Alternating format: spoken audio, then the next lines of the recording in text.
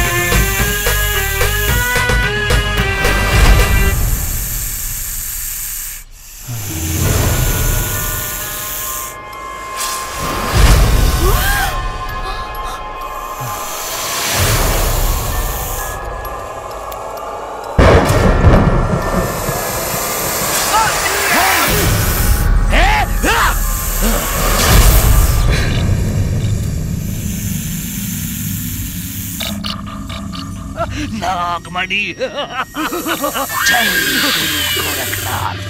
मणि एकरा के पाके हम दुनिया के सर्वशक्तिशाली मनुष्य बन जाए। अब हमरा के केहू ना मार सकेला। ए दुनिया पे राज करब राज।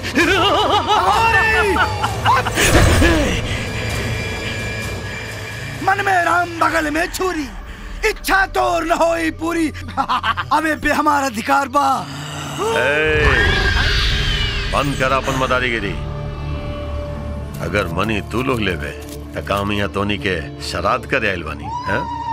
अपन वादा मत बोल।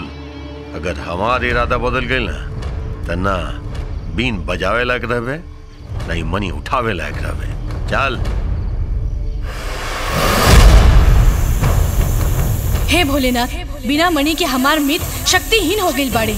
मणि पाके स्वार्थी लोग मनुष्य जाति की हानि पहुंचा सकेले, उनकर विनाश कर सकेले। यही से हमरा के शक्ति दी परमेश्वर कि हम ये पापी लालची दुष्ट लोगन से मणि वापस लाके अपना मित्र के शक्ति वापस कर सकी।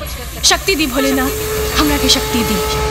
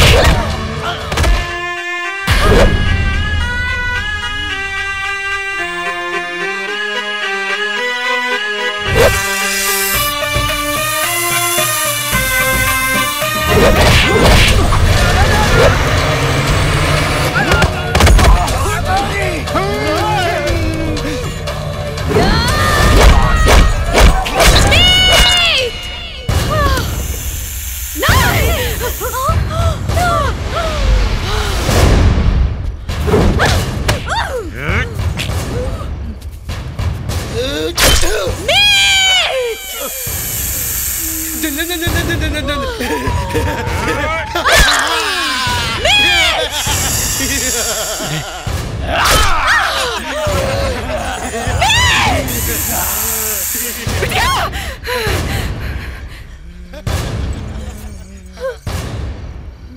नाग भी खत्म, नागिन भी खत्म।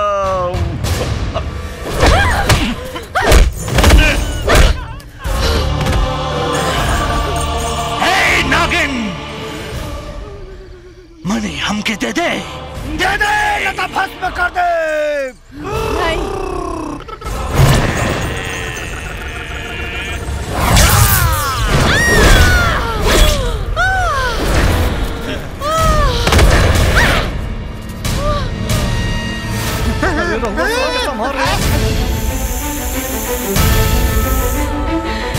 मीत,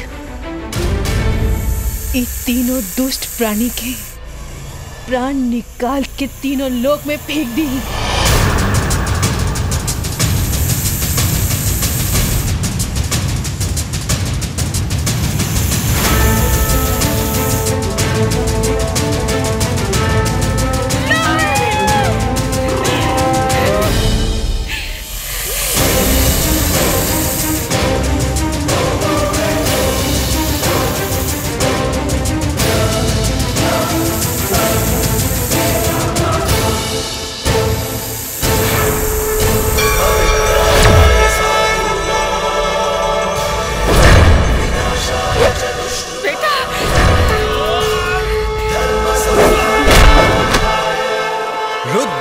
शिव शंभू के हम सबसे बड़ा पुजारी केहू बाल न बाका कर पाई।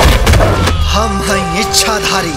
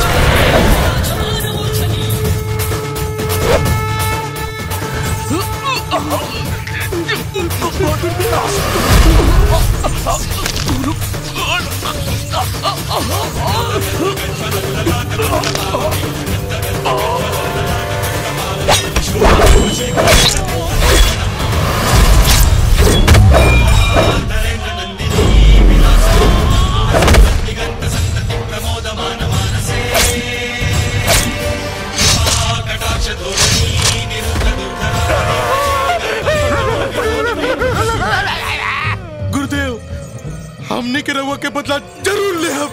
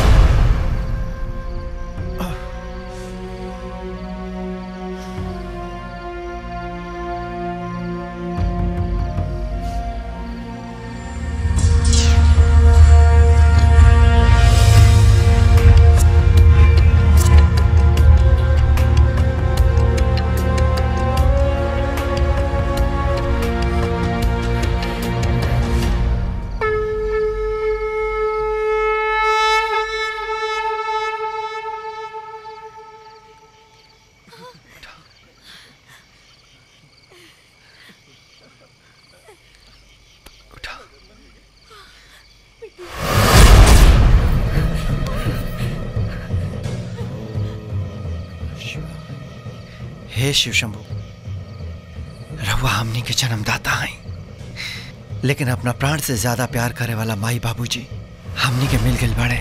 हमने के नाग योनि से मुक्त कर दी।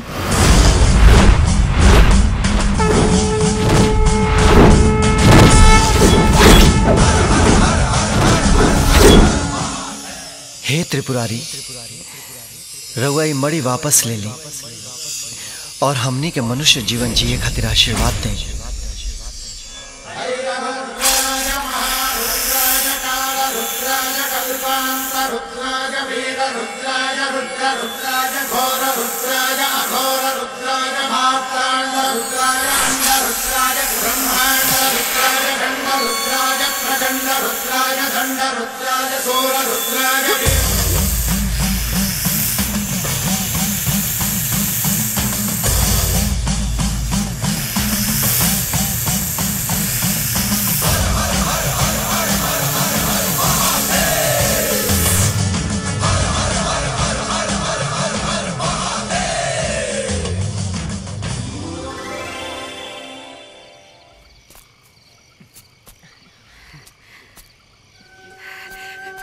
बेटा, भोलेनाथ तो लोगों की मनोकामना पूरी कर देना।